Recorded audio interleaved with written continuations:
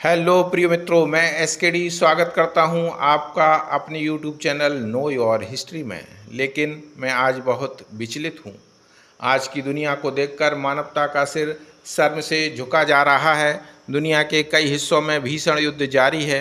हमने और हमारे पूर्वजों ने अथक परिश्रम से जितनी तरक्की की है, उसे मिटाने में हम जी जान से लगे हुए हैं। पूरी दुनिया हथियारों के सौदागरों के चंगुल में फंस चुकी है। सभी देश अपना ज़्यादा से ज़्यादा पैसा हथियारों की खरीद पर खर्च कर रहे हैं। परिणाम स्वरूप स्वास्थ्य व शिक्षा के बजट में भारी कटौती की जा रही है। हथियारों के सौदागर पहले योजनाबद्ध तरीके से युद्ध की भूमिका तैयार कर रहे हैं और फिर युद्ध हो जाने पर एक से बढ़कर एक विध्वंसकारी हथियार युद्धरत देशों को मुंह मांगे दामों में देकर मानवता को जलाकर राख कर देने को आतुर हैं। आधुनिक समय में युद्ध अंतहीन है। इसमें किसी की जीत संभव नहीं है। ऐसे युद्ध दोनों पक्षों को सिवाय बर्बादी के कुछ भी नहीं दे सकते हैं। बार बार दुनिया परमाणु युद्ध के मुहाने पर पहुंच रही है, जो यदि एक बार शुरू हो गया तो संसार से जीवन की समाप्ति निश्चित है।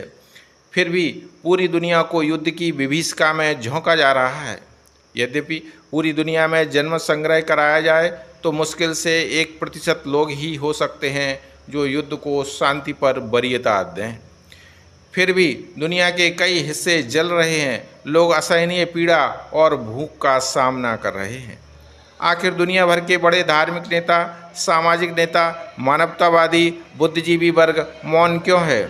जीवन के इस विनाश के खिलाफ पूरी दुनिया द्वारा आवाज़ उठाने का समय आ गया है। अन्यथा धर्म, समाज, मानवता जैसे शब्दों को समझने वाला ना कोई कान बचेगा और ना बोलने वाला कोई कंठ। इसलिए दुनिया के शांतिप्रिय लोगों को युद्ध के खिलाफ आवाज़ उठानी ही होगी तथा आपस के सारे मतभेदों को बातचीत के द्वारा हल करने पर जोर देना होगा।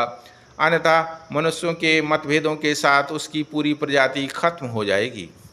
दुनिया के चालाक लोगों ने विध्वंसकारी हथियारों का निर्माण कर उन्हें बेचने के लिए युद्ध की परिस्थितियां उत्पन्न करवाने में महारत हासिल कर ली है और जैसे ही उन्हें लगता है कि किसी देश का नेतृत्व उनके जाल में फंस सकता है, तो वे तुरंत अपनी योजना को कार्यान्वित करने में लग जाते हैं और कुछ एक अपवादों को छोड़कर सफल भी हो जाते हैं। इसी कारण से भारतीय परंपरा में शीर्ष नेतृत्व के ऊपर भी धर्म का अंकुश रखा गया था तथा युद्ध को धर्म युद्ध की संज्ञा दी गई थी और उसे नियमों में बांधा गया था। आधुनिक समय में जब तक धार्मिक, सामाजिक, बौद्धिक नेतृत्व मुखर होकर युद्ध के खिलाफ जनमत को जागृत नहीं करेगा, तब तक लचर राजनीतिक नेतृत्व दुनिया को युद्ध की विभीषिका में झोंकता रहेगा।